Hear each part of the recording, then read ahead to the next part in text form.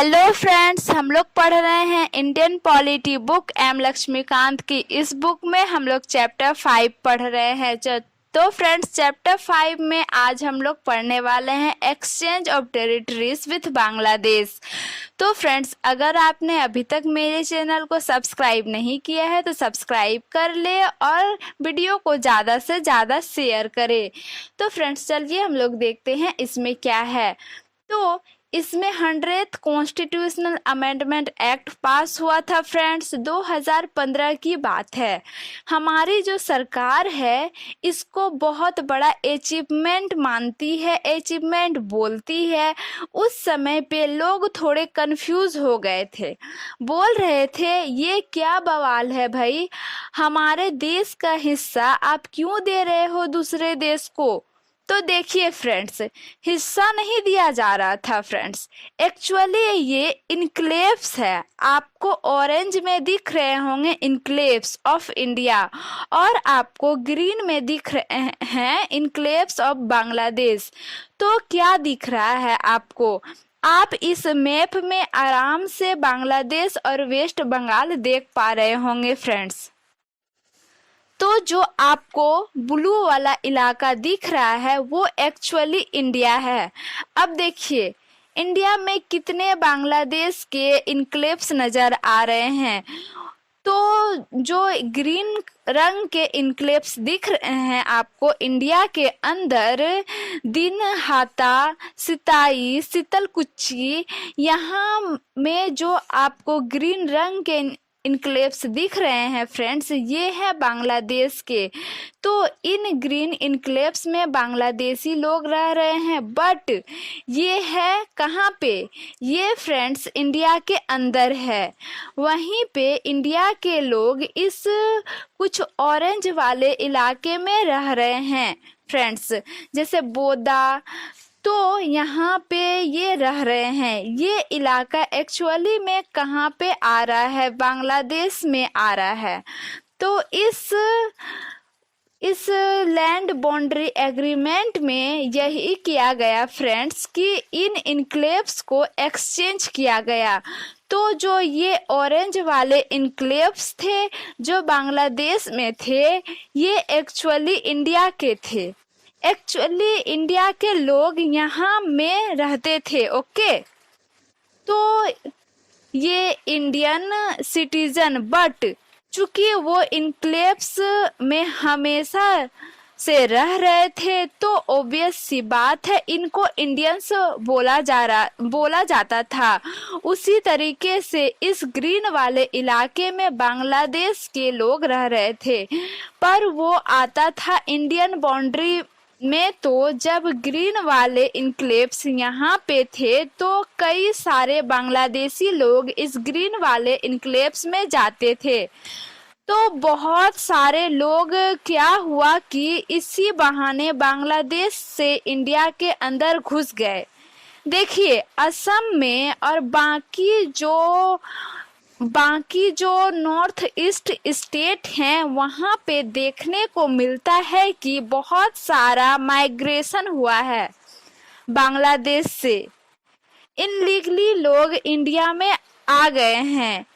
कैसे आ गए हैं? तो इसी तरीके से आ गए हैं फ्रेंड्स। बांग्लादेश में बहुत सारे इनक्लेव्स हैं इंडियन टेरिटरी, बांग्लादेश के बहुत सारे इनक्लेव्स हैं इंडियन टेरिटरी में। यानी इनक्लेव्स में जाने के लिए आसानी से बॉर्डर पार कर लेते हैं और फिर इनक्लेव्स से बाकी इंडिया के भागों में चले जाते हैं। तो बांग्लादेश के बहुत सारे लोग इंडिया में हैं। कैसे आए? तो इसी तरीके से आए। तो सरकार को समझ में आया कि भाई इस प्रॉब्लम को सॉल्व करने की ज़रूरत है और बॉर्डर को प्रॉपरली सील करने की ज़रूरत है।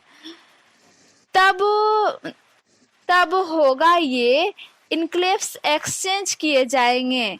तो कैसे होगा ये? तभी होगा ये जब इनक्लेव्स एक्सचेंज किए जाएंगे। तो जितने भी ऑरेंज इनक्लेव्स थे फ्रेंड्स, लगभग 111 इनक्लेव्स थे इंडिया के, तो ये इनक्लेव्स दे दिए गए बांग्लादेश को, और बांग्लादेश के जो 51 इनक्लेव्स थे इंडिया में, इंडिया के तरफ आ गए।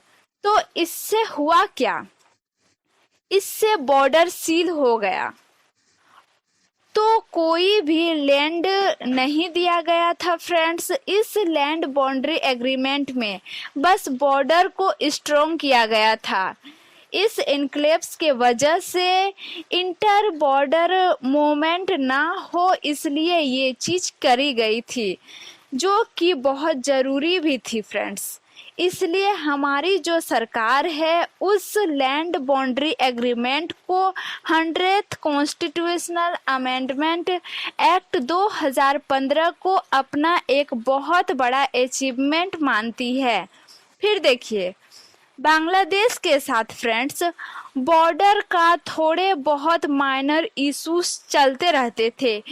जो कुछ भी इस लैंड बाउंड्री एग्रीमेंट में हुआ था वो असम, वेस्ट बंगाल, मेघालय, त्रिपुरा इसकी स्टेट गवर्नमेंट से बातचीत करके किया गया था, अपने आप से नहीं किया गया था फ्रेंड्स। इंडिया बांग्लादेश का बॉर्डर बहुत बड़ा है, लगभग 4096.7 किलोमीटर लंबा है। एक बहुत बड़ा बॉर्डर है इंडिया बांग्लादेश का। इसकी डिमार्केशन हुआ था रेड क्लिफ अवार्ड के थ्रू, जो कि 1947 में आया था।